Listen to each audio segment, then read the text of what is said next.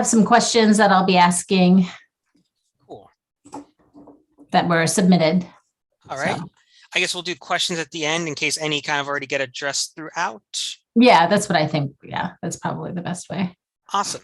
So I think the talking part is going to be between 30 to 40 minutes and then question time. This is not like a formal PTO meeting where I have to like end by a certain time for business to be done or anything, right? Well, this is our general meeting, cool. Our PTO general meeting, which is basically, a speaker series that we host. Cool. So if there is general business, we do it at the very beginning, and it usually takes less than 5 minutes, but tonight we don't have any business. Okay, we're streaming live on YouTube now. Thank you, Anne.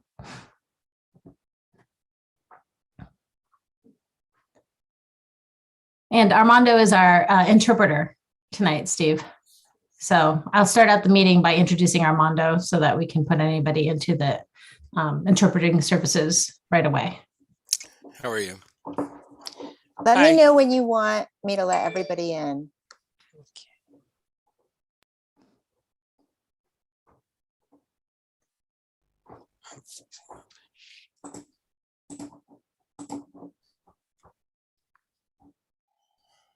I think we could let them in right at 7, right? And then just get started right away.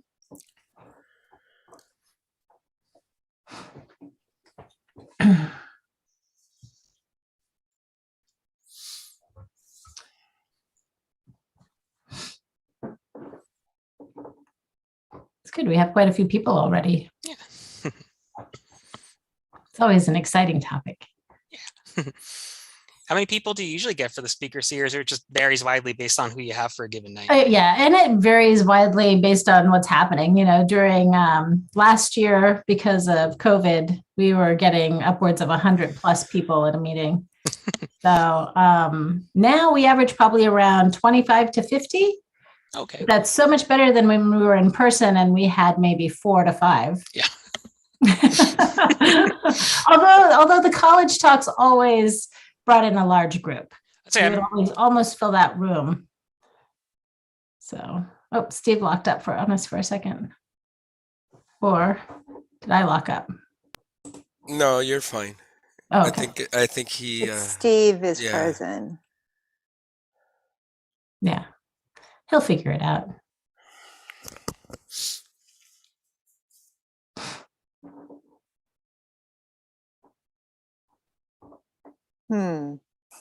Maybe he'll figure it out.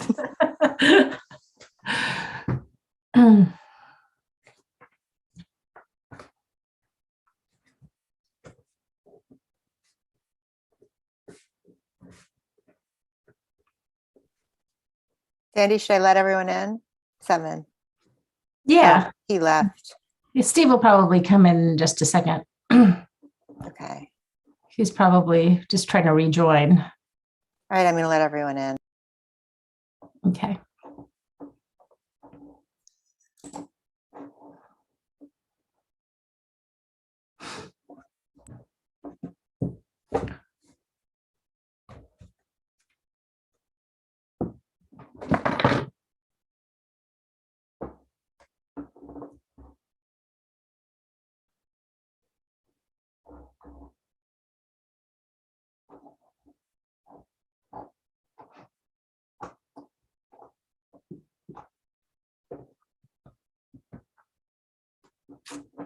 Okay, it looks like everybody is in.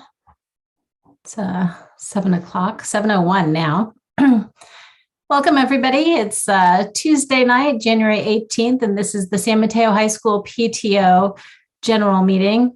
I'd like to start out first by introducing our interpreter, our Spanish interpreter, Armando, and he will give instructions how to enter the interpretation room. Thank you. Buenas tardes, soy Armando Ramírez, voy a ser el intérprete para esta reunión esta noche. Si necesitan interpretación en español, por favor, en la parte de abajo de la pantalla está un globo. Si hace clic en este globo, ahí le va a dar la opción en qué idioma necesita interpretación. Pueden oprimir el icono que dice español y eso los va a llevar al salón de interpretación. Muchas gracias. Thank you. Thank you, Armando. We had our guest with us, Steve Hansen, a minute ago, but I think he was having a bad connection. So we're just waiting for him to rejoin the program. We will be recording tonight's meeting.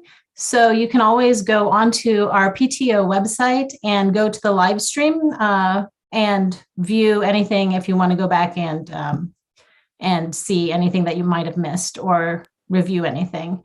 Also, if you look in the chat, we will be posting a link where you can ask questions, and then I will go back at the end of the meeting and ask any questions that you've submitted, depending on how much time we have. But usually we can get through most of them. With that, I think Steve is with us now. Hi, Steve. I'd like to welcome our San Mateo High School College and Financial Aid Advisor, Steve Hansen, who's here to speak to us tonight about what colleges are looking for in their applicants as we're entering that time when our students will be looking at colleges and filling out their apps. Welcome, Steve. Thank you, Sandy. Thank you for the introduction. Real quick, logistically, if we do get cut out again, I did share the slideshow with you, Sandy, so I can always jump in by my phone. I might ask you to share if it comes down to it. So awesome. So everyone, it's my pleasure to be here. I'm going to bring up a presentation on my screen here in just a moment. Share. Cool. Awesome. So still loading. Anyway, while it's loading, so with the introduction here, I'm Steve Hansen, our College and Financial Aid Advisor. I've been at San Mateo High School since 2015. So it's several graduating classes I've worked with through the years, and I'm very excited to get to chat with you all today. I'm excited to take your questions at the end as well, and the submitted questions. So today we're going to talk a little bit about pathway and roadmap to college. It's not going to be one grade level specific, so it should be something in there that anybody with students of any age should be able to get something out of that will be helpful. So you know what constitutes a roadmap? You know, if you were to go into Google and type pathway to college, roadmap to college, there's not one set result you're going to find, because a lot of things kind of fall under that. There's timelines, what students should be doing when. There's understanding university systems, understanding fit, authenticity in the process. So we're going to kind of touch on a little bit of all those topics tonight. And to kind of get us started, we're going to talk a little about some of the things that colleges are looking for when they're reviewing applications. But first, I do want to actually acknowledge, it's important to note that college is not the right fit for everyone, you know, and I personally believe that anyone who wants to do well in college and has that goal is able to go and succeed if they put in the work and the effort. Of course, though, not everyone is it going to be the right fit. There are some people who have personal drives and goals that might be for trade schools, military, apprenticeship programs. So, you know, as you're working with your children, getting to learn what they want for the future, if they are interested in one of these non-college paths for the future, Ms. Kane, who I work with in the Career Center, I would definitely suggest that they get in touch with as far as working out some best opportunities for those particular students. You know, I think kind of look at it as this way. If you think back 70 years ago, that put us at the graduating class in 1952. Back then, the number of students that went to college was on the smaller side. The number that went right into trades or other work was on the higher end. That has obviously switched in the decades since. And it's true, many jobs have become automated, but there are still, you know, when our toilets break, we want plumbers to come fix them because we want to be able to use the bathroom. When our hair gets long, mine notwithstanding, I'm letting it grow. We like to get haircuts from professionals. So there's still definitely a lot of opportunities out there. But for tonight, of course, we are talking about college applications and what goes into that. So this is by no means all inclusive, but some of the things colleges do look at from their applicants to understand what they're going to see when they're looking over that application. You know, some of it is quantitative. We can put numbers, GPA, that's a number. Test scores, that's a number. If a school says we need you to take X number of classes from a certain subject, you know, they want to make sure you've hit their minimum requirements. Some things are more qualitative that while you can put numbers behind them, they're not necessarily worried just about the number itself. They kind of want to look at the quality of what you did. You know, so activities, yes, you could count out how many activities the student did, but how many of them were meaningful engagement? How many did the student seem truly invested in over time? And it's not a typo or mistake that I put academic rigor under both. A little bit later on, we'll kind of look at why it fits under both in this case. But first, just to kind of understand the basics a little bit of the university options that are out there and what they're looking for from students. Within the state of California, we have two, technically if you count community college, 3, but for the 4-year, we have 2 public university systems, the UC and CSU system. UC is the one I think most people around the country and world are most familiar with. When students from outside of California are looking at schools here, it's often places like Berkeley and UCLA and UC San Diego that they're flooding the applications for. Now on that map, there are 10 campuses, but for our high school students looking at undergraduate degrees, for their purposes, there are truly only 9 campuses. UC San Francisco does not do any undergraduate degrees. Within the UC system, they are test blind, so tests are no longer required for students. That started as a temporary pandemic change, but is something that has now been put into place for the foreseeable future from their system. Now, I know when people think of the UC system, they often think of it as this daunting, really hard university system to get into. And if you did approach it with blinders of just looking at Berkeley and UCLA and nothing else, you are going to have some tough admission rates ahead of you. System-wide, though, the University of California system does accept about 66% of California applicants. So there are definitely a lot of opportunities there for our students looking at schools. Now on that map, you saw most of the campuses were condensed in the Northern and Southern California area. If students want some geographic diversity and want to head to the Central Valley or way far up north, CSU has you covered with that, and their 23 campuses, all of which do grant undergraduate degrees. You do see a list of some requirements there, things they do want, things they don't want. And I do really want to stress, especially for those who might be watching this on the recorded YouTube video down the road, this stuff is not codified or official as of yet. So we're doing this presentation here, middle of January 2022. When the pandemic hit, a lot of colleges across the country had to reevaluate their policy on tests due to the scarcity of testing opportunities that existed there for students. So some went test blind, some went test optional, some made those changes permanent. Some said this was just for a year or two, and then we're going back to the way things were. CSU has not yet made an official ruling for where things are going to go going forward. Their board is getting together to vote sometime in March on that, but the recommendations from CSU president and others of importance within their institution, they are looking to make themselves permanently a test blind institution, and hopefully that'll be the case. As far as other requirements, right now they don't do any essays or writing supplements. They don't factor in extracurriculars. Again, though, that is subject to change how they vote in March, but right now this is what we anticipate things are going to look like for students there. Now, one thing that's going to come up a lot when you talk about UCs and CSUs, you did see some required GPAs there. We see it again on here. For them, when they talk about GPAs, they're looking at what's called AG GPAs. So GPA just in the courses that they look at in terms of determining if a student is eligible to attend their system. So on that little graphic that's on the screen as an example, you'll see history. There's 2 that are bolded in.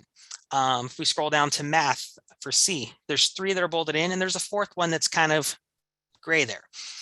What that means is that for math as an example, 3 years would be the required amount a student needs to take to be eligible, but they do recommend a student take 4, a combination of being the best applicant they can possibly be for their system, but also what they believe will best prepare a student to succeed and thrive within their university system. Now, when they're calculating this GPA for their purposes, they do just look at sophomore and junior year grades for the GPA calculation, but freshman year, senior year, they still count in terms of meeting your requirements for the institution. So for a class to be considered as complete, you have to earn at least a C in that course. So while they won't look at your senior year grades for being accepted or not, if you earned a D or an F in spring semester of senior year, you're no longer going to be considered eligible because you've not hit the 4 years. Now, one of the things, we have our AG system. Students sometimes look to go out of state, be it private schools, public schools. What I've learned, being somebody who's a transplant to California, so I didn't grow up here, it seems whenever there's a California requirement for something, be it grades, or you have a friend who's trying to take the bar here a couple of years ago, the California requirement for something is usually much more strict and stringent than other states. So, someone who passes the bar here, probably gonna be able to pass the bar in many other states. Somebody who meets AG requirements here, very likely they're gonna meet other states' versions of their own AG requirements. So our students are set up in a great position to succeed in that regard if they are looking to go to out-of-state universities. Now, where things can get a little bit different, if you're looking at those private schools or public schools out of state, letters of recommendation start to play a factor. UCs and CSUs, don't really look at those. Essays play a big factor. There are personal insight questions on the UCs, but they're shorter. They are structured a bit differently than a Common App essay would be. And varying standardized testing requirements are going to exist in different states and private schools. So when a student is looking at making their college list and looking at the requirements, they do want to be thorough on making sure that they're seeing what exactly it is a school wants or doesn't, so they can be best prepared for that. And another great option, please don't feel like you need to squint. I put this hard to read graphic on here for a purpose to illustrate a point. This is the California Community College system. There are 116 campuses throughout the state. So if students are interested in community college, which is a great option for many students, I went to community college myself. For me, it was because out of high school, I knew I wasn't going to be mature enough yet to be able to be in that 4-year environment and succeed. But there's numerous other reasons one might consider community college. It could be cost. With the Promise Scholars Program, many students are finding they can attend community college and have their tuition and fees covered in many cases.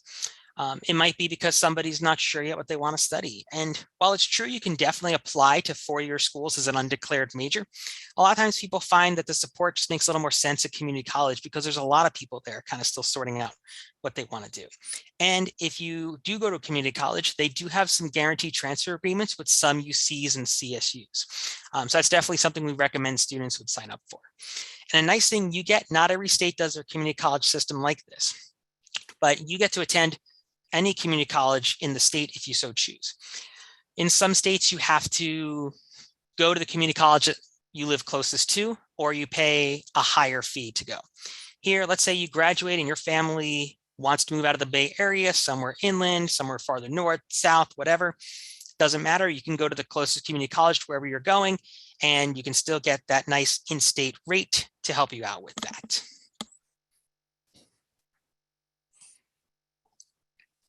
Now, when we're talking about roadmap to college, there are 2 important things that I think sometimes can get a little bit overlooked.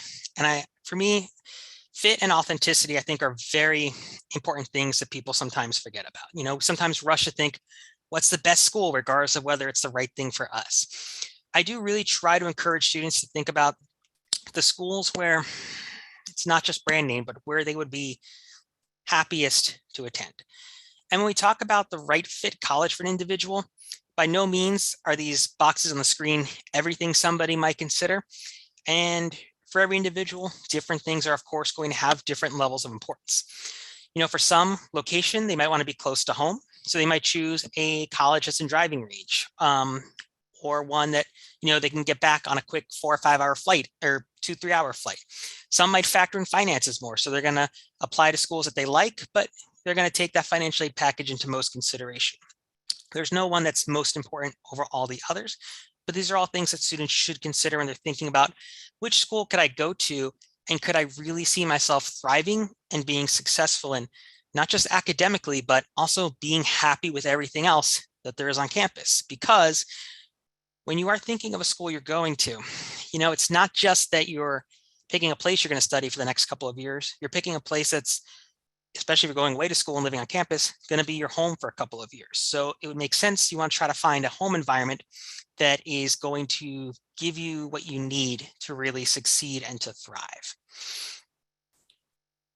And where I see sometimes 2 ways. One of the ways I see students often forget about fit is when they're thinking of something called a safety school.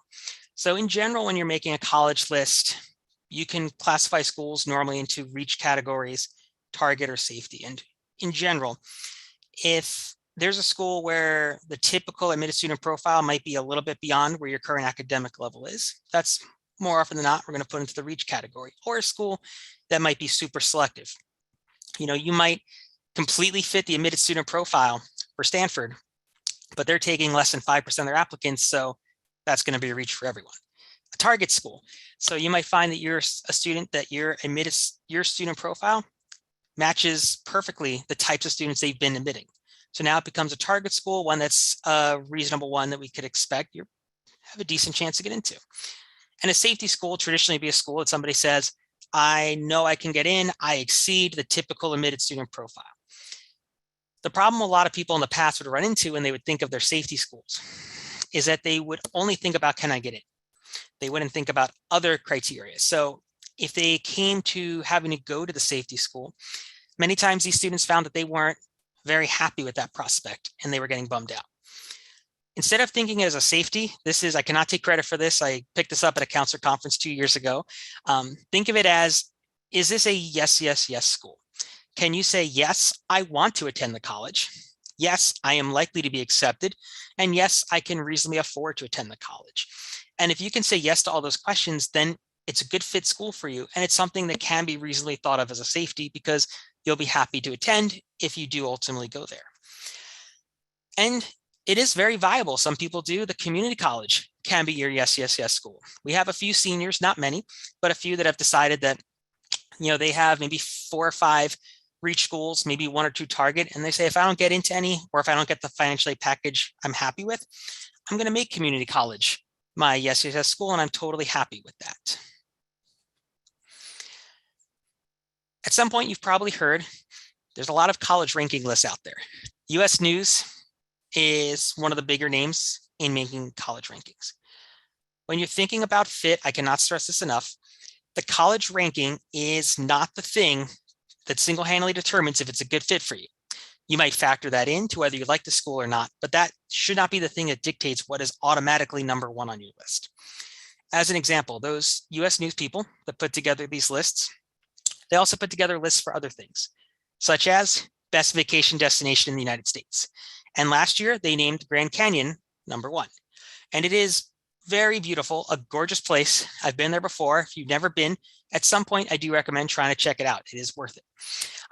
That said, if you're planning your upcoming vacation this year, and due to limited funds, PTO time, whatever, you can only take 1 trip, and you're craving a trip that allows you to sit on the beach for a couple days, soak in the sun, have a drink with a little umbrella in it, but you decide to instead go to the Grand Canyon, which is the best vacation spot, did you really go to the vacation spot that's going to make you happiest? No, you technically went to the best place, but it wasn't the right fit for what you wanted to get out of a vacation. So for you, you would have likely been happier picking a place like Florida or Hawaii, something with the nice weather where you don't have to worry about putting on a sweatshirt at night to stay warm. So, those lists can be a great starting point if you're trying to think, what school should I research first? But it should not be the thing that dictates single-handedly for you what are the top schools on your list. This slide should look familiar. It was up on our screen maybe 2 minutes ago. I put it back up there. There's no information, not new information on the screen yet, but you might have noticed on the sentence, I did not end it with a sentence, or a period rather. I ended it with an ellipses because yes, the fit for you as the student applying matters. You want to find a school that's a good fit for you. But sometimes people forget in this process, fit is a two-way street. And the campuses themselves are also looking to try to find students that they think are a good fit for their campus life and who are likely to thrive and be successful there. And there are numerous things that a college will look for. These bullet points at the bottom, by no means meant to be every single thing, but some of the ones that might leap out, definitely academic potential. They want to see, based on the student's background, do we think they can thrive and succeed academically or at our institution? Are they likely to be involved with our extracurriculars? Are they likely to do stuff on our campus, or are they just going to sit in their dorm room all weekend? Do we think they're going to fit in with our campus culture? Are there any red flags as far as academic integrity and things like that? Sometimes it might be extremely nuanced. This is usually more for super selective schools that have no shortage of candidates who can succeed at the school. So sometimes those schools might come down to something as nuanced as, this year we have 10 tuba players who are graduating. So we have all these qualified applicants, find me the tuba players. They're getting almost like bonus points for application. For schools that do look, take need into account, they might also look at, does this student have the ability to pay the bills? So it's about finding that fit that's a two-way street. Now, sometimes when students, they know that colleges want to find the right fit for their campus. With this information, I hope the students will be authentic in pursuing what they want to do. Sometimes there are some students who decide that they're going to spend their time in high school instead, maybe doing activities meant just to impress a particular college, as opposed to doing the things that make them happiest. They might be more focused on, I want this one top school to really pay attention to me. So they pick certain activities, certain academic pursuits that they think are building the application and resume that the people in these offices want to see. And if they do that, instead of pursuing their genuine interests, some of the risks that can happen, a couple of things, one, very often when students have that approach where they're like, hey, I just want to do what this one school wants to see. And many times it's a selective school. So maybe they could do everything right, but because they don't play tuba in the right year, they don't get in. And now, none of their other fit schools on their list were really right fits for them because they didn't really pursue things that made them happiest. So maybe they don't really know exactly who it is they are, what they want to really, truly do in college. Or maybe they get accepted, but that school accepted that student not for who they really are, but who they thought they are. So now that student is not really being welcomed into the right environment that could have most authentically allowed that student to succeed. It is admittingly a very cheesy analogy, but trying to make simple for people is to tell your students to think of it in a lot of ways. It's like dating. A successful relationship does not mean just one person is happy. They both need to be happy and really into the other and find the other one as a good compliment for themselves. This might be nitpicky. I know a lot of people love that phrase. When they find someone they love, they say, so-and-so, you complete me. I think it's better to find someone that you could say, you compliment me because we just work so well together. And when it comes to these colleges, you want a situation where the college looked at you as somebody who they think really will be a great fit, and you should look at that college as a great fit. You don't want your child, if they choose to one day get married, to marry someone whom they're infatuated with, but that person doesn't really care about them, or the other way around.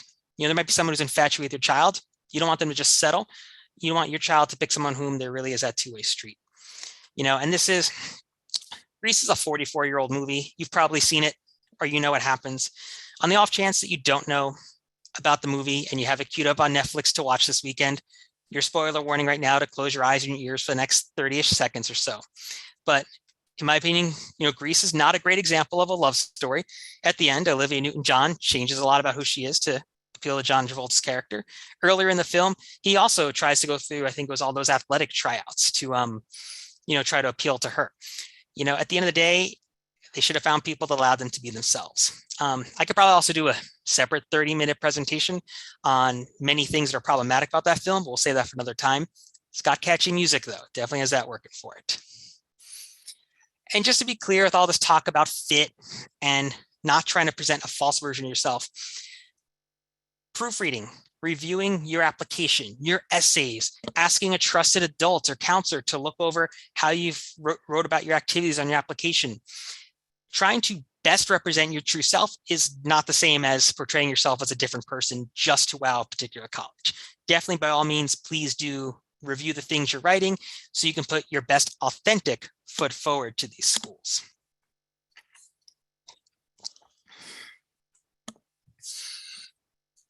So how do we find a best match for a fit on both directions? Something that, to me, and it's kind of my guiding principle as I'm working with students trying to help them, is about authenticity, being authentic to yourself, representing yourself in an authentic fashion. Now, you might say, hey, we just saw earlier slides that talked about certain schools have certain requirements, things like that. You might say, I don't authentically want to take 2 years of history or something like that. They're not saying you need to blow off required classes. Think of it this way. Schools tell you what they want from you, but they do, in a lot of ways, give you latitude to decide how to best do that in a way that fits for you. So we know that many schools, look at your extracurriculars. They like to see students who are taking academically rigorous courses. They like to see students who are volunteering, getting involved. But when you're doing all these things, like if you're signing up for volunteering, don't worry about what you think sounds best on the application. Think about where it is you really want to volunteer. Like, where is your true passion? Maybe you want to help out in an animal shelter, but you've heard that the bar to get in is very low. They'll take anyone who wants to help. And you think, oh, well, if they're taking anyone, how good could that be? The truth is, if it's something that you love and is your passion, and you sign up for it, it doesn't matter if the bar to get involved may have been low. Since something that is truly your heart's desire to help out with, it's going to be so much easier for you to follow through on doing this volunteering regularly throughout your time in high school. If it doesn't feel like a chore and obligation, you're more likely to not just invest the amount of hours, you'll probably do a better job when you're there. The people in charge will probably take better note of that, which can help later on if you ask them for letters of rec, things like that. And it might motivate you to possibly try to get involved more instead of that just that entry level. You might try to improve things you see around there, make suggestions, stuff like that. School extracurricular involvement. Very often, students come into high school and they think they have to do it all. And once in a while, we do hear stories about somebody who tries to do it all and seems to have it all under control. Those people are few and far between.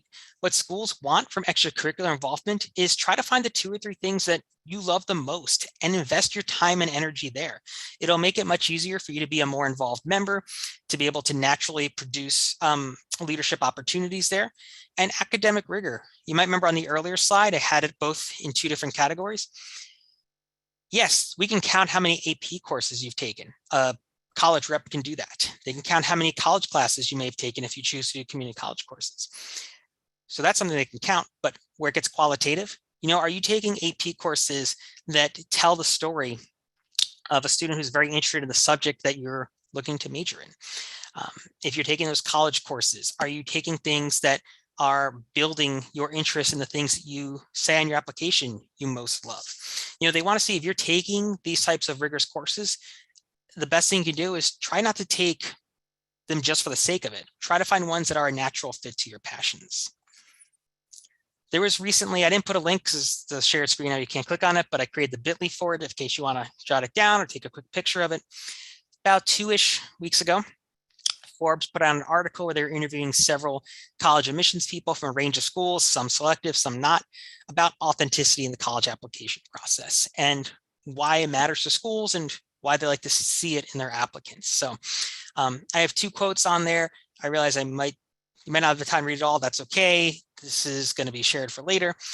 Definitely check out that article if you want. These quotes are in there along with a few other admissions reps. And you'll see this kind of thing that schools are really valuing right now. And in my opinion, there are so many benefits to being one's authentic self when it comes to pursuing what you want to go after in high school. For one, if you are picking things that you truly have the passion about, it's going to naturally lead you to wanting to get involved more and having more accomplishments. And when schools talk about wanting to see leadership, it doesn't mean that it has to be a formal leadership title. You don't have to be the president of the club or the secretary. You might be the person who behind the scenes aggregates the data from whatever it is they might be trying to collect. You might be the person that takes a lead on creating the posters for a particular membership drive or other big fundraiser or other event that they're doing. So there's a lot of other ways just leads to more involvement. Greater self-confidence. In colleges, if they see somebody who has that self-confidence, that's going to tell them this person might be more likely to be a go-getter on our campus. Authentic relationships will come into play not just with peers, where you are finding peers who are doing the same things that interest you, but also adults who might be the people who could write your letters later on. They might be the people or the club advisors. This one, I failed to cite my sources on the 4th bullet point. I know if you Google it, you'll find plenty though. Students who are happier in general will become students who are more academically successful. And better mental health, I think in this day and age, we cannot underscore the importance of that. So again, please don't try to feel like you have to single-handedly do it all. Colleges are not looking for the modern day Renaissance person. They're looking for somebody who knows their passions and really tries to get involved and succeed in those. So when colleges are thinking about this, when they're looking at your application, how are they going to see this authenticity? A couple ways it'll shine through. If you've been authentic about trying to find the passions throughout high school and following through on investing more time and energy there, it will come through many times in your essays or your personal insights, especially when you're writing about your experiences with those particular clubs, volunteer organizations, the classes that you wound up truly loving because it's what you wanted to study. Letters of rec. Your teachers, your counselor will get to see that you are doing things that you're really thriving at because you pick stuff that you love to do. You might also potentially be asking for coaches for a letter or people in charge of a volunteer opportunity. They'll see a consistent pattern in the types of activities and academic pursuits that you're putting on your application, because your application will tell a story about who you are and what's important to you. And then if the school does offer an interview, not all do, but if they do, they'll see it come through as you talk about the things that matter most to you. Now, people do change. What happens? You get to senior year, all of a sudden, whatever it was you're pursuing, you realize I'm into something else. It's totally okay. Colleges don't expect you're going to be the same person all through high school. They get that you can change. The important thing at that point would be that keep in mind the people you've worked with in the past, the people you might still be asking for letters of rec, they've seen how dedicated a person you are for the things you love. And if you start saying, hey, I'm realizing I love new things instead, if they see that track record of the colleges, they can feel confident that, hey, maybe you have changed what your passion is. But based on the way that you've invested yourself and gotten involved with things you're passionate about in the past, we can reasonably say that if we accept you to our school, we think you are going to thrive with your new passion. Now what happens? You do all this, you try to find a school that's a good fit, you do your best to present your authentic self, and at the end of the day, maybe you still don't get into the school that you wanted to. That happens. Listen, no one loves hearing no. Of course, there'll be a little disappointment at first, but in the long run, try to think of it as an opportunity. Since it's a two-way street, what this college essentially said to you was, we don't think we're the best place for you to thrive. That means that you have an opportunity now to find a school that feels that their campus is the best place for you and your true authentic self to come to thrive, to succeed, and to reach your full academic and personal potential. So it's an opportunity to find a school that's the right fit and the school that really truly wants you on their campus. So let's talk about fit and authenticity. We're going to talk real brief about timeline of what you might do certain years, and then we're going to shift over to take some questions. If you did attend the recent coffee chat we did for freshman and sophomore parents, these slides will be a little familiar to you. If not, then it's something new or a refresher. But it's just a kind of broad overview of what students might focus on in a given year. So ninth grade, it's a great opportunity to start laying the groundwork for your high school success. It's true that high school is a very different beast than middle school. What you need to do to be academically successful, how on top of things you have to be. What your middle school teachers talked about to students then about how things are hard in high school, they were not scare tactics. It's true. There's a little less hand-holding. So oftentimes students do have a little bit of an adjustment in ninth grade. So colleges, when they later on are looking at applications, it's not unusual for them to see a student who maybe struggled the first semester of ninth grade, maybe the first year, but started to really turn it around. And when colleges see that, they do take all that into consideration because they know it's a tough adjustment, especially for this year's freshmen who have gone from barely being in person for middle school to now being in person in high school. This is a great opportunity for students to start exploring the clubs and extracurriculars at our high school. If they come in already knowing what they want, great. If not, we did talk about narrowing it down, but if they need some time to figure out the clubs that are most interest to them, freshman year can be a great time to kind of cast a little bit of a wider net, and we narrow it down a little bit when we get to sophomore year. When meeting with your school counselor, and this is important not just freshmen, but really all grades, make sure it's clear what your long-term educational goals are. If you do want to be on that college path, let them know. It might impact if you're taking more AP classes or more CTE classes and in what subjects down the road. That AG list I showed you before, if you want to be eligible for UCs and CSUs, is not the same as the San Mateo High School or district-wide rather graduation requirements. So for us, as an example, in our district, we only require you to do 1 year of foreign language. But if you want to go to UC or CSU right out of high school, you need to be taking 2. So that's why, again, it's important you communicate your goals clearly to your counselor so they can make sure you're taking the right courses.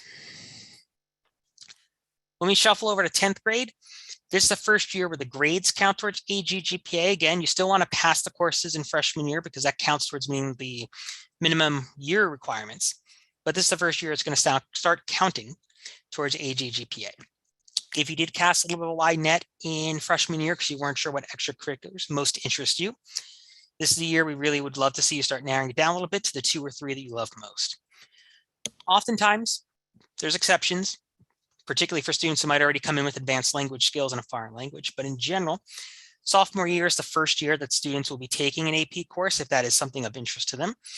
Generally, it's Mr. Teague's AP Euro course. That's kind of our gateway course to other AP courses. If you weren't already doing this in freshman year, look for volunteer opportunities that interest you. Get acquainted with Naviance, our free software that we have available for all students and parents to get to learn about college options, see which ones might be a good fit for them based on their grades and test scores were applicable for schools that want them. If you are going to apply to schools, speaking of test scores that do eventually require them, sophomore year is often your first exposure to a test. It is a practice test, your PSAT. Please don't sweat the details. If you do wind up taking it, it is just meant for you to see how you do. Colleges never see the score.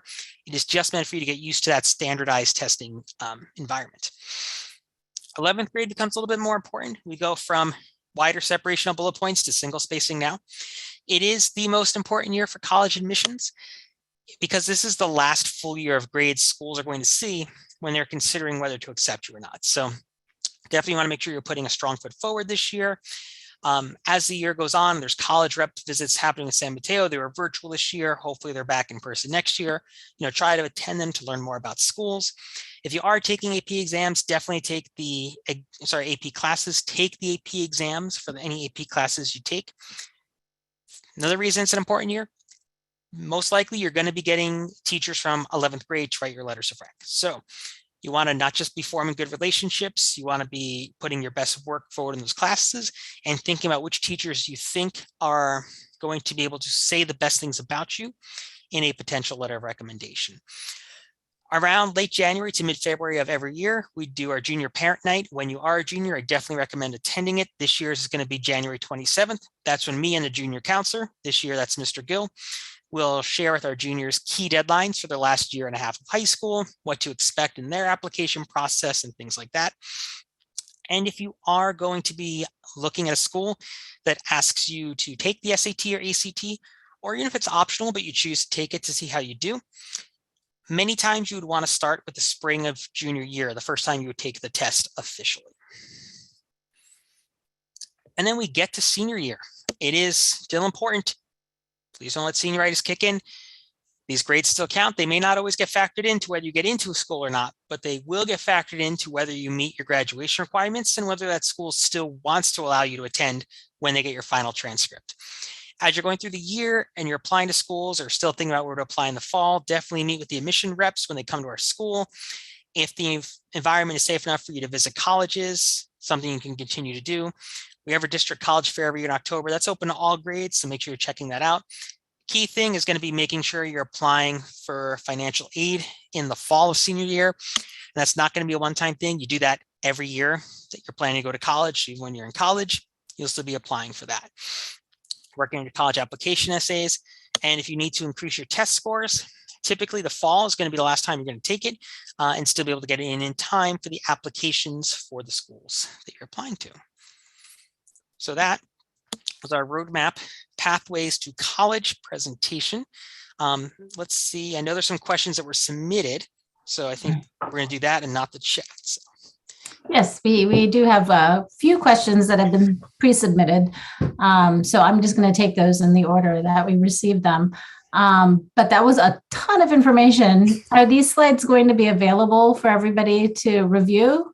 For sure. So we can do one of two things. Well, they're part of the video. I could share, I shared the slides with you. If you want to make it available to everyone, we could do it that way. Or if you want me to I could post it on our website.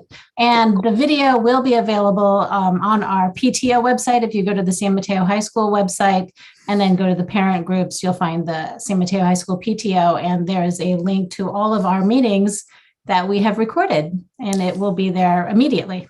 Great. So thank you, Steve. My pleasure. Okay, so the first question is, do you think that private college counselors can add value? So pretty much everything they offer, you can get already from me and your grade level counselor for free. We do offer that.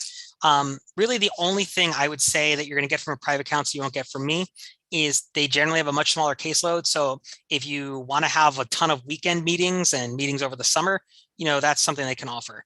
But outside that, I don't feel, I mean, granted, I might be biased because I work for the school, but I don't feel that it's necessary in the process. Thank you. Okay, looking on Naviance, there are some schools that don't seem to have ever admitted students from San Mateo High School. What does the school do to open doors to new schools, especially outside of California? That's a great question. So, a lot of it comes down to, we definitely try to network with new schools. I do go to conferences every year where I'm meeting representatives from different schools. If you're talking about a school where we've already had students applying to, and there seems to have already been a lot of interest, from our student body, at least, what we do is try to just keep an open door with the admissions reps there. It is tough. There are definitely some schools out there that are accepting 3, 4, 5% of students. And like we said, you could do everything right, and you just don't, it's not the year they're looking for a student who does swimming. They're looking for a student who does golf instead. But we are always willing to, if a student feels that they should have been accepted to a school and they didn't, they just want to know if they did anything wrong, anything done differently. Counselors can reach out to colleges on behalf of students. It may not necessarily change an admissions decision, but we can at least help you have a little more clarity, might help you best present yourself for different colleges you're looking at, and help for, other things in the future too. Oh, that's good information. It seems like much of the application is focused on demonstrating success or depth in something about which they are passionate. What if your kid hasn't yet found their passion? That's a great question. And it can take some time, I think the important thing, if a student doesn't necessarily have a certain passion yet, one, make sure they are at least out there trying some different clubs, attending meetings here and there. There are some people that say they don't have a passion and they just stay home all the time. If they have trouble maybe getting off their butts or getting to a meeting, or they are doing this because they don't find it, a lot of times there are things people already are doing that they're interested in, they don't realize are passions that a college might want to see. So I know online gaming to a lot of people might seem like a waste of time, but there are a lot of schools looking at esports now. A student who might stay home all the time, but is constantly the one maybe facilitating their friends' multiplayer campaigns online, organizing, their campaigns, their tournaments, whatever, things like that. A lot of times people in that moment don't see the value in it, but there's still a tremendous value because they are gaining some natural leadership skills. They are demonstrating something they do love. So a lot of times, I think in cases like that, people have a passion, have an interest. They just don't realize it's something that a school would find meaningful. Okay. My student hasn't been able to log more than 20 volunteer hours. How important is it that they volunteer? It has been very limited selection in volunteering during the pandemic. Great question. So volunteering is not necessarily a requirement for a school. They just like to see students are involved with extracurriculars. It doesn't have to be volunteering. It could be a club. It could be working. If they're working a part-time job, that counts as an extracurricular activity. I think volunteering is something that many students do because, compared to a job, it's not something where you have less things to pick at 14. But colleges understand that for many students, volunteering may not be a viable option due to availability, especially during the pandemic, things like that. So I wouldn't worry so much if the hours are small. If there's other extracurriculars on there, the student's going to be, still in a good position. Okay. Okay, this one seems more focused about seniors, current seniors. There have been some San Mateo High School students that have recently been accepted early decision. In the past, some San Mateo High School students who were accepted ED did not withdraw their other college applications, which is a clear breach of the ED contract. This is not only unethical, but it also hurts other San Mateo High School students, especially at UCs and CSUs. What is the counseling department doing to rectify this? And can you withdraw student applications for them? Can you inform schools that students were accepted elsewhere? Early decision. That's a lot. So yeah, we definitely do, of course, tell our students if they get accepted ED that they are supposed to reach out to have their applications withdrawn. Now, bigger picture, as far as why we don't necessarily automatically reach out to colleges. And when we advise students to apply ED, let's look at the big picture first. we tell them that they really should only do that if they meet 2 criteria. 1, that they know they really want to go to the school, and 2, that they can reasonably afford to attend the school. And we point them towards the net price calculator on a school website, where they can get a sense of if the school will likely be affordable. All that said, once in a while, a student does get accepted ED, and the financial aid package is completely unreasonable for that student to attend. In a case like that, they are well within the rights within the ED contract to not go to that school and still consider other opportunities in other institutions. So, for us, I would be uncomfortable, if a student got in ED, to immediately take it upon myself to be reaching out to other schools and telling them to stop considering that student. But that said, within the framework of the contract and what we have to sign on our side with the counselor, if a student does get into an ED school and they start accepting other applications and planning to attend, we're not going to send any of the application materials or anything like that until we have a chance to talk with the student and find out, hey, what's going on here? And at the end of the day, if they are truly committed to that ED school, we're not going to be sending materials to another UC school or another CSU school. I am not aware of it being an egregious problem. If it is, I definitely would, if that individual is aware of it being a bigger problem than I might be aware of, I would love that person to reach out to me, because certainly if we were having more than a statistical anomaly number of people getting accepted ED and blatantly violating the rules and things like that, I would want to work with counseling on trying to figure out a plan. That may not be the answer you want to hear right now, but I don't want to say we have a plan if we don't. Yes, I agree. Thank you for that extensive answer and explaining what ED is. So where are the most reliable resources for summer programs? For example, a 2-week intensive on specific subjects, critical thinking, writing, etc. So I think, a lot of, as far as summer programs go, for one, Ms. Kane does a lot of summer internship connecting and things like that. So definitely encourage students to talk to Ms. Kane for summer opportunities and volunteering. If students are starting their research in the process, I think you have to think about what it is. You have to think about financially, is it feasible for you to do something that costs money and travel? Do you want to stay closer to home? Unfortunately, there are a lot of summer programs that do charge, and it's not always within everyone's financial frameworks to attend those. That said, though, if money's not an object, whatever, there are definitely a lot of colleges out there that do offer summer opportunities for students to go to their campus for a week or two, take some classes. So I think a great starting point, if you're really not sure where to go after talking to Ms. Keene, if there's a particular school that interests you, you could see if they offer a summer program. If you were to just simply type into Google your topic of interest and summer high school program, you're probably going to see a lot of opportunities coming up. If you're still not finding anything that interests you, of course, I'm happy to try to do some research with the student as well, see if we can find additional opportunities out there. But definitely, before you start looking, think about, your financial constraints and what's reasonable. And if there is a family that money-wise, time-wise, whatever, cannot commit to anything far away, our community colleges do offer their courses for free to our students while they are high school students. So that can also count as a summer opportunity for a student as well. Yeah, that's a great route. My oldest youth did that. So what types of summer programs, activities improve an applicant's attractiveness? I think for me, as long as it's something that is along the lines that you're interested in, it can work to your favor. So sometimes you take the PSAT, you do something, and you get this thing in the mail that makes it sound like this great invitation that's going to automatically boost your application.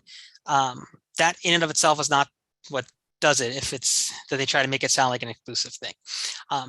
For me, it's about finding opportunities that you like. And if it is something that not just anyone who can write the check can get into, but you have to legitimately apply, maybe get a letter of recommendation, things like that, those do start to have the opportunity to hold a little bit more value if it is a little bit of a restrictive program. If you receive an invitation for a program and you're not sure if it is really restrictive or just open to everyone, I definitely welcome students to share with me what they've gotten and we can look into it together. If it is a program that really isn't restrictive, but is still of interest to the student, it might still make sense for that individual to attend, but maybe not for like student B to attend, as an example. Thank you. When should students start preparing for the PSAT and SAT?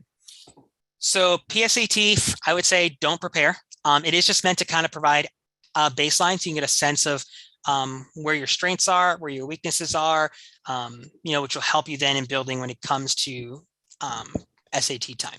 Now, in terms of preparing for that test, you do definitely want to research if the schools you're looking at are even going to require it or not, but if they do, or they're test optional and you want to look into it, I would say, good framework is anywhere from about 8 or so weeks before you would prepare for the test.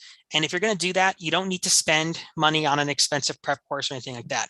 For one, if you take the PSAT, you will get from Khan Academy, they will give you free feedback on where they think you need to invest more time in preparing for the test, and you can do that through their videos. There's also plenty of low-cost options that exist out there for preparation, self-paced courses, books online. I know, I don't think it's happened this semester, but in other times, our GATE parents have run a course that is, I believe, a little more reasonably priced than a lot of the big name companies out there. So those are some of the ways one can prepare. And I say 8 to 10 weeks because prior to being here, I did work for one of those big expensive prep companies, which is why I don't think you have to spend that kind of money to prepare. But in general, the courses there did start about on an 8 to 10 week window leading up to the test. Okay. I have a senior and was wondering if San Mateo High School has sent the mid-year report to all colleges he applied to. If not, when will that be done? Also, besides his first semester grades, what other information is in the mid-year report? So the mid-year report we anticipate should be sent by the end of this month. The mass upload should be happening tomorrow, I believe, of the transcripts into Naviance. And then the reason it's not an instant send is because Ms. Zimmerman has to then go into Naviance, and for each student who needs a transcript sent in, she has to complete an individual mid-year report. The mid-year report doesn't ask a whole lot. They have predominantly been asking things like any academic integrity issues that have come up, any significant behavioral issues, any thing you're aware of as far as a course change, stuff like that goes. So that's really just kind of asking from our perspective if there's anything that of note that has changed for the applicant, if there's any reason we feel the need to withdraw a recommendation. That is extremely rare. Believe me, if that was going to happen, there'd be a lot of communications between counselor and parent leading up to that. That's not a spur of the moment decision. Okay. Is part-time job experience good to put down for college admission? Can it replace extracurriculars? It would be among your extracurriculars, yes. So definitely, there are some students who their entire extracurriculars might be part-time work. And it could be that the student maybe needs to work to put more money into the household, whatever various reasons might exist. So colleges are not going to punish you for not having a traditional extracurricular. If you're doing work, they're still seeing that you're being involved and looking to do things beyond the minimum requirement. Great. And does a 504 plan play against a student when applying for colleges? It does not. So that information is not communicated in the application process unless a student were to choose on their own to volunteer to the school. The only time I would really suggest the student bring up 504s or IEPs in the application process would be a situation where maybe, let's say the student had, maybe they didn't get their 504 IEP until sophomore year, and they really struggled at the beginning. But then once they got this adjustment and got the help they needed, they were then able to start succeeding and thriving in high school. So it could contextualize a little bit some grades earlier on that weren't where the student may have wanted them. Another example would be we had a student a couple years ago. She suffered a concussion in junior year. Tough time for it because, as you saw on the slides earlier, that is the most important year for college process. But she had a 504 once she started to heal and bounced back on her grades. But that was important information for her to volunteer. Bigger question, wasn't the question, but kind of feeds off of it. If a student does, once they go to college, if they still need any sort of 504 IEP type of accommodations, The student is responsible at that point. They're 18. They have to be the one initiating all that with the college, submitting the appropriate documentation and things like that. Okay. Freshman applicants who are California residents must submit a GPA verification form to the California Student Aid Commission by March 2nd for Cal Grant consideration. Will the school send the form to CSAC or does the student have to send it? Did the start of the question say high school freshman or college freshman? It just says freshman. So college freshmen, they might be thinking seniors apply, for help when they're getting into college freshman year. So you actually don't need to submit a form because we automatically submit the GPA for all of our high school seniors. So at the beginning of the year, students had a chance to opt out. We sent it out. No, I'm sorry. We changed the way we did it this year. So we're able to send all the grades. So typically in past years, over the summer, when parents are filling out the registration forms for the year, there's a question on if you want to give us permission to send it in or not. This year, they changed the wording of the question so more parents would be opted in, so we could get more students the financial aid that they need. So I think the question just said, do you want to opt out? And almost no one did. And even for those few that did, we presumed it was a mistake and we reached out to them and said, hey, you said no. We assume it's a mistake, so we're going to send it in unless you tell us in 10 days that you really meant no. And no one opted out. So all senior GPAs have been submitted to the state. Okay. How will the varied GPAs due to COVID play into college apps? Good question. So colleges, of course, were not immune to COVID. They know exactly what was going on. It affected their business operations, the way they're running classes, all that stuff. So they were very much aware that not just COVID happened, but that every district around the country handled it differently. Some went remote for a long time like we did. Some in fall of 2020 had jam-packed hallways and football fields and stands. So when students apply to colleges with all the materials we send in what's called a school profile that lists things like what APs we offer. If we recommend students maybe don't take more than a certain number of APs. And we also put down things like our semester of credit, no credit, and the year of remote learning to help the colleges contextualize and see what's going on. So students are never really judged when it comes to like GPA and academic rigor. They're not really judged compared to students from other high schools. They're looked at what did they do within the context that their high school was making available to them. So nothing like that would ever negatively be factored in on a student's application. Okay, that's interesting because you just answered a question that came in about the school profile and how it's used by colleges. So one of the questions in that question says, how does San Mateo High School compare to other local San Mateo high schools in the district? And you're saying there is no comparisons even within the district. Correct. So they're not looking at our students saying, okay, well, your high school is better than Hillsdale or vice versa. So your students get preference over the other one. Okay, so that's not ever a concern how we are. It's basically our high school only is judged on their own profile. Correct. Okay. Are parents given access to the student's Naviance account so we can help with some of the research and filtering? Yes and no. So you get access. It's not directly the student's login, but you get access to a parent Naviance that allows you to essentially see the same things your student sees. You get to, I believe, see their college list, but I don't think you can make or change their college list, but you do have access to basically see the same stuff. So if you want that, so students get to automatically log in with their student email. Doesn't work that way for parents. So email me, let me know who your child is, and I can set up your account access. That sounds good. Thank you, Steve. Or you can be like me and just hover over your child's shoulder. That is an option also. Okay. Will taking courses over the summer count as a year of classes to colleges? I'm not sure if they mean SMHS courses or community college, so I'll just answer on both cases. Both. Okay. So for community college courses, many of those courses are often taught as being equivalent to a full year of a high school course. So very often like Spanish 1, it's one semester, but equivalent to a full year of Spanish here. But we do always advise students, if you're taking it for the purpose of meeting a requirement, be it a school requirement or a college academic one, and you're doing it purposely to reach a certain year threshold or anything like that, please talk to me or your school counselor before you sign up for the class, so we can just make sure that what you are taking really does correspond the way you think it does or want it to. Our summer courses are broken down by semester. So somebody could do both sections of, say, a geometry course over the summer, but it would be, I think, 10 weeks at that point, not 5. So you can do a full year, but you're kind of sitting through technically 2 separate grades, if that makes sense.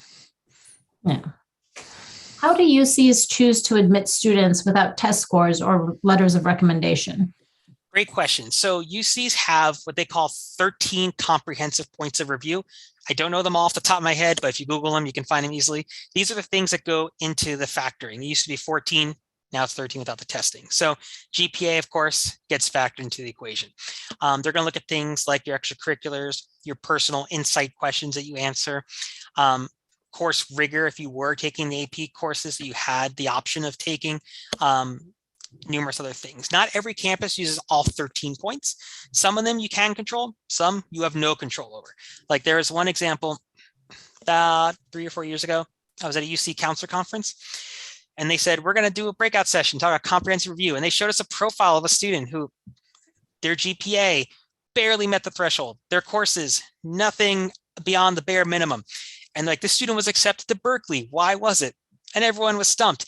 And that student was the only applicant they got from the farthest northernmost rural county in California. I forget what it's called, but geography could get factored into as an example.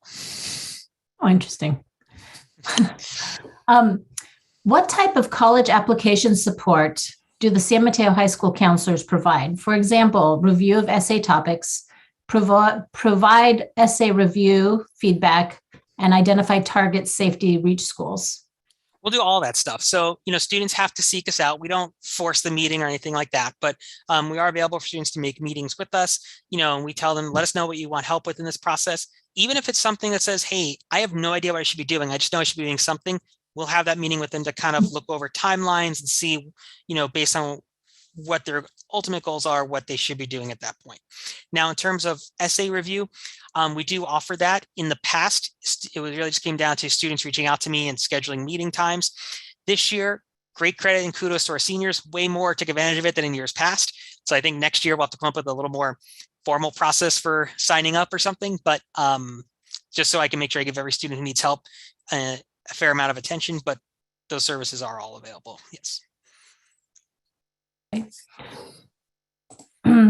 How do colleges, universities treat AP courses versus middle college in and outside of California? Are they all treated the same? So they all, APs essentially are supposed to be taught like college courses. So they all get looked at positively by the schools.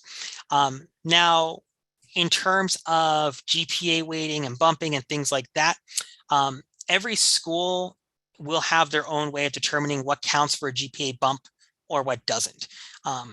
So a student applying to some schools might give a bump just to APs, but not college courses in terms of the GPA math calculation. But they will see that student still took college courses, still took that course load to challenge themselves, still went above and beyond what was required. So even if maybe they don't give a numerical bump, they will still look at all that positively for a student. And there are some students who, we've had in the past for their personal reasons, there's an AP that interests them, but they didn't necessarily like that particular teacher's style. So they chose to take a community college course instead in a similar subject matter. So it all still played positively towards that student's application. Okay. If a student is transferred to San Mateo or transfers to San Mateo High School, does the previous school profile get shared as well as the San Mateo High School profile? That has not been practiced in the past. In general, though, if a student transfers, for one, we do have people in our district office who evaluate that previous school's transcript to figure out, what courses we can take, GPA bumps, for where they apply, things like that. However, the counselor writing a letter that year is going to in addition to recommending the student, is also going to list whatever challenges or hardships that student may have had along the way. So if that particular previous high school had maybe no AP, something like that, the counselor would communicate that to the college, through the information that is sent in. Now, the key thing is for that student to make sure that that's communicated to whomever their school counselor is that year. So what we've been doing for several years, I don't anticipate this changing in the future, to help our school counselors write their letters of rec, since we have in a given year, there's usually 400 some odd seniors at the start of the year. Students will get access in Naviance. Usually it starts late junior year. A senior survey we ask them to fill out that lists several questions about themselves, meant to be a lot of self-reflective questions that are designed to help the senior counselor write those letters of rec. And some counselors will choose to have follow-up meetings with students to maybe ask more specific questions if they need more details on that. So making sure you communicate it with your counselor. And if there's anything that you feel you did not get across clearly in that survey, when your time comes to fill it out, you can always schedule a meeting with your counselor to talk that over with them. Okay. How does a student submit their grades from summer courses that they took at CSM, et cetera? These don't show up on the San Mateo High School transcript, do they? They do not. Well, some cases are dual enrollment and they might be on our transcript, but if they're not on our transcript, and this answer would also apply for anyone who does BYU self-study, UC Scout, other community colleges, whatever, when you're applying to your college applications, they're going to ask you if you have any college credits to report as well. So you would simply say yes in that case. You would list the institution you went to. UCs and CSUs will ask you what college courses you took in grades. Common App won't, but what you can do is you can send a copy of your transcript to the schools you're applying to. For BYU Independent Study, UC Scout, those are considered secondary high schools. So you would report that you have additional secondary high schools you've attended, and you would report those courses as additional high school classes for that high school. And then you would send in the transcript from those institutions to the appropriate colleges. Okay. Okay, it's 8:07 and we still have a couple more questions left, but I wanted to put out there, if anybody has any more questions, you can look into our chat and there's a link there to submit questions. The next question is, are admission officers at colleges themselves ever judged for who they accept or reject in a way that impacts their own pay or status? To what extent are admission officers subject to emotional sentiment, or are they told to suppress such tendencies? That's a great question. And I will not pretend that I can give an across the board every institution answer, because every institution has slightly different things that they value, especially maybe for a particular given year. That said, an application decision is very rarely made by one person. Usually most institutions have multiple people looking over the application. And based on the way they do their internal training, in many cases, most, if not all, the people read over it are going to have a similar answer of yes, no, or a wait list. But that said, as far as letting emotions come into it and such, some institutions can be a little bit more rigid, like, hey, we need certain GPA requirements, whatever. Others will say, we want to do a more holistic review, read the whole application, take the whole story into account. So that may not have exactly answered your question, but it's not a perfect across the board answer. Okay. Are academic integrity violations reported to colleges? So Common App has changed recently about discipline, but academic integrity is something that's still, a lot of it really depends on how egregious it was, what grade level, things like that. But Common App has taken away a lot of discipline questions of late. And I know within UCs and CSUs, counselor recs, so that's not really reported. But if a student has done something egregious, that can play into the factor as far as what kind of recommendation, the quality of it, the student might get. If there is an individual case, I think it's important for that student to hopefully have learned from the lesson, grown from it, kind of stayed in close contact with their counselors so we can see what kind of growth has occurred in a case like that. Yeah, so it's, again, really going to depend on the individual basis on just how bad we're talking. Yeah. Okay. And then the last question, I don't know if you can answer it. It's really a school question, and I haven't seen it posted yet. Who is the new 10th grade college counselor following the recent resignation of the prior counselor, Ms. Roman? We do have a new person, and I don't want to butcher her name because I just met her the other day. So I'm not being rude looking down at my phone. I'm going to double check here. Veronica, I want to make sure I'm saying her last name right. Oops, type it in right in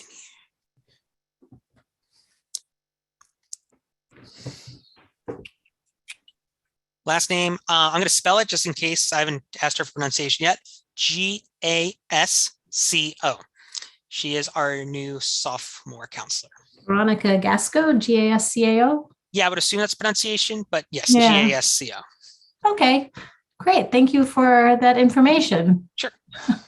And then we've had some funny ones about, okay, I just have to ask this because that's kind of funny. Is it unethical to tell my kids that they can only apply to schools in Philadelphia so that I can see the Eagles play during Parents Weekend? Think I know who that person is. For the Eagles, it's not unethical. You know, if you were like a Cowboys fan, Giants, Washington football team, then we got a problem. But yeah. Okay. Oh, that's great. Well, thank you so much, Mr. Hansen. You are always just so great at this, and I appreciate all the work that you put into our school, all the help that you have provided our students, and my own. I've had so much great experience with you. So if anybody has questions, Mr. Hansen is so easy to reach. Don't hesitate to email him. And I'd also like to thank Armando for the Spanish interpretation this evening. It was a very good evening. Thank you so much. My pleasure. Thank you so much for having me. Okay, everyone, have a good evening. Bye all.